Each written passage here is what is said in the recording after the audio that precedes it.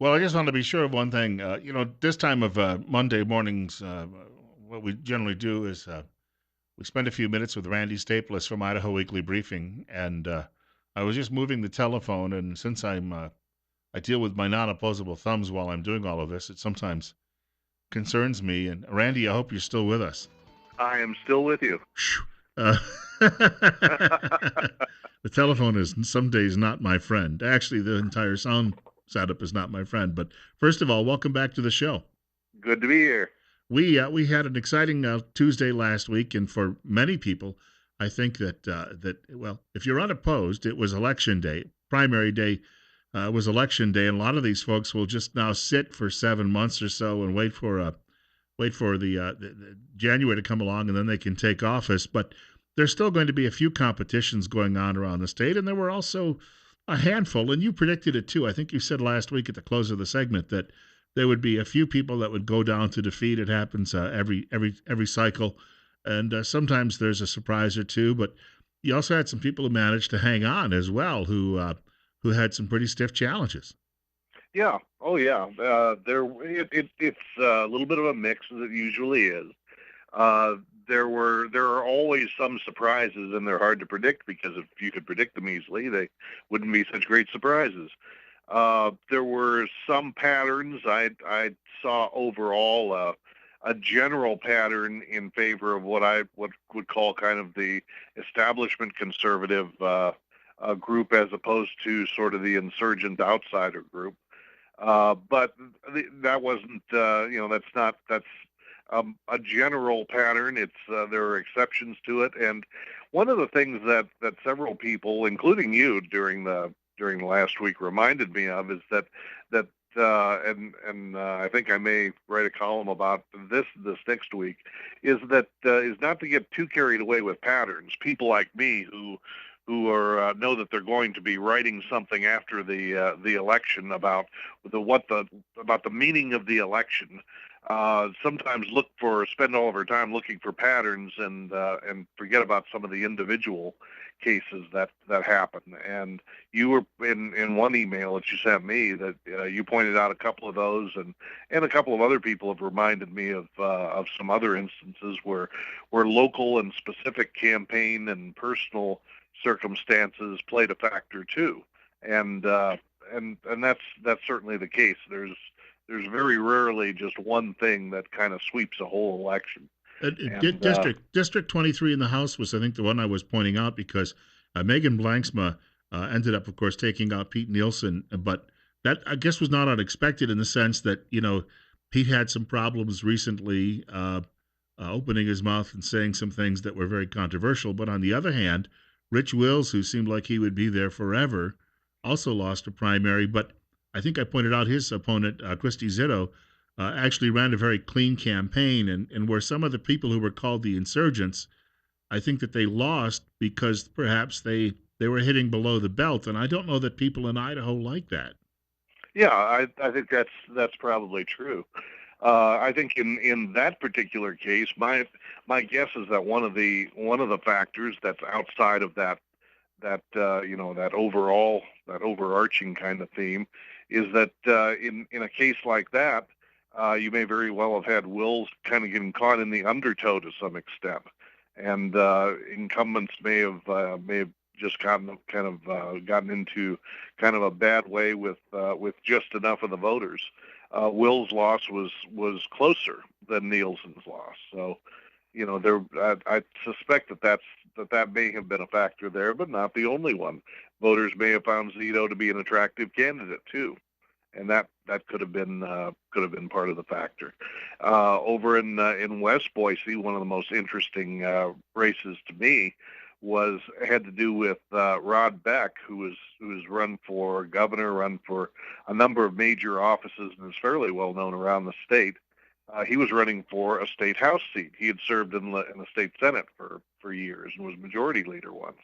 Uh, there was a realistic possibility, I think, that he might have made a comeback there, but he did not.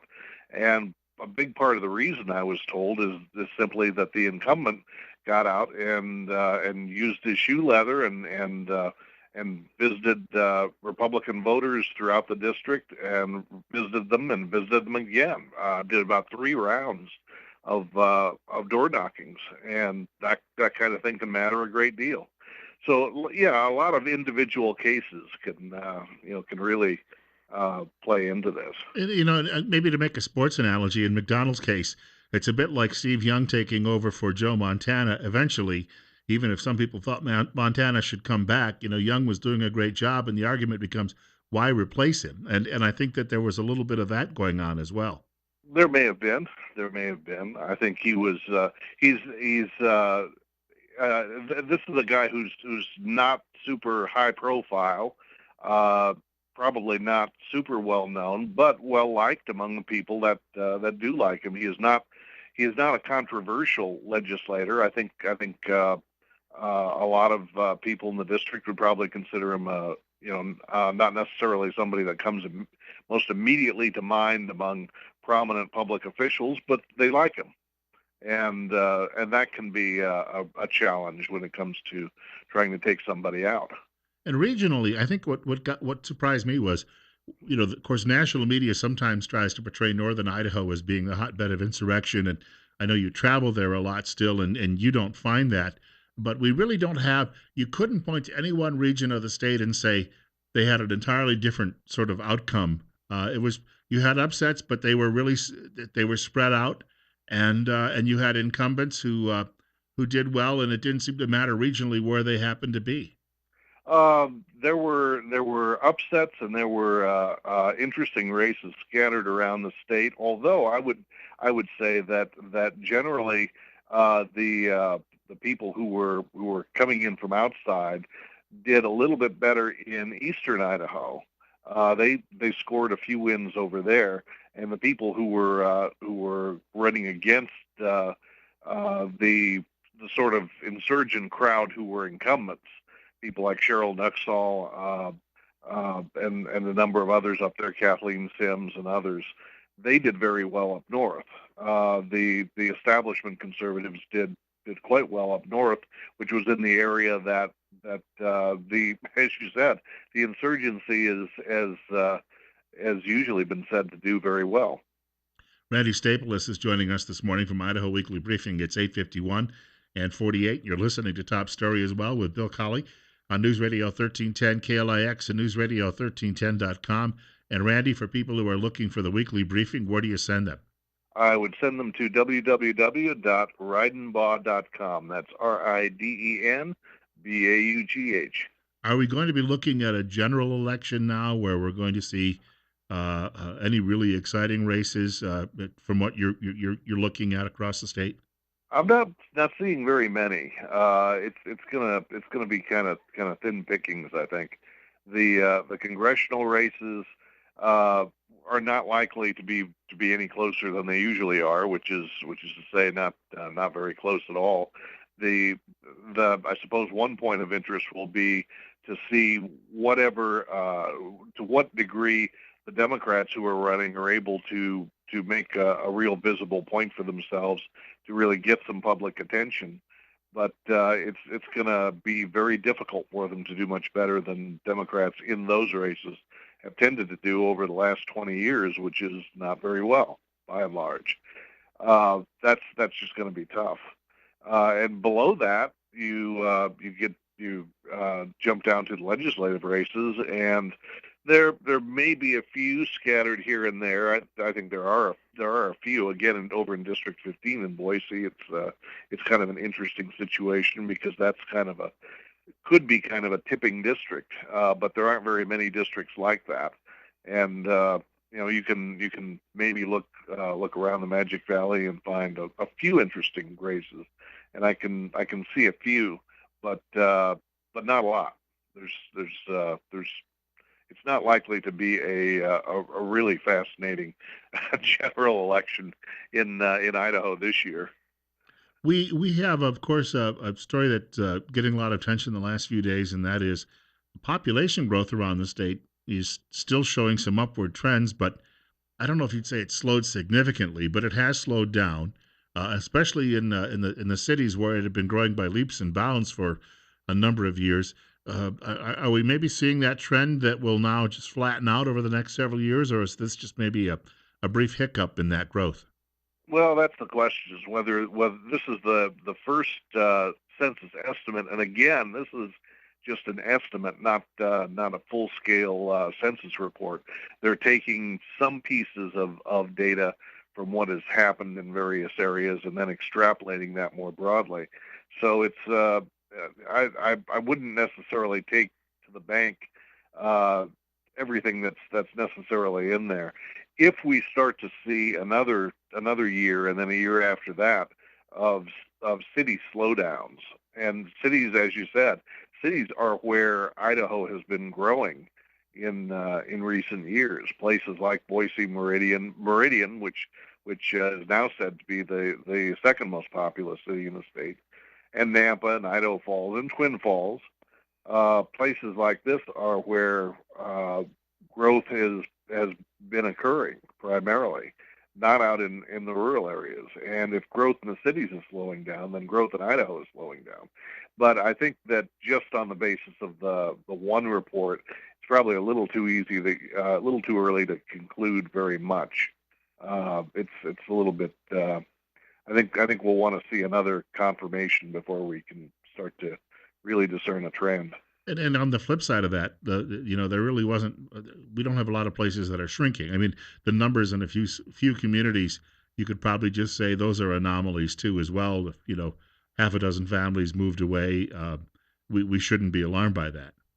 Well, that's exactly right. It's I'd say that where you've got very small numbers involved, then a single instance of somebody who decides to pack up and go somewhere else could have some kind of a statistical impact if the community is small enough.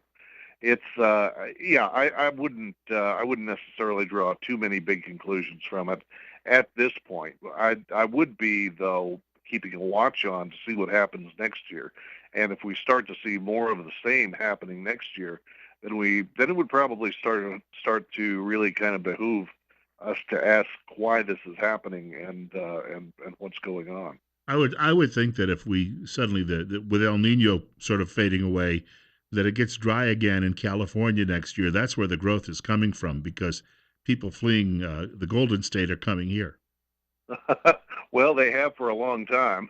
There have been a lot of people coming to Idaho from California for well, really for a very long time, and we could certainly see that again.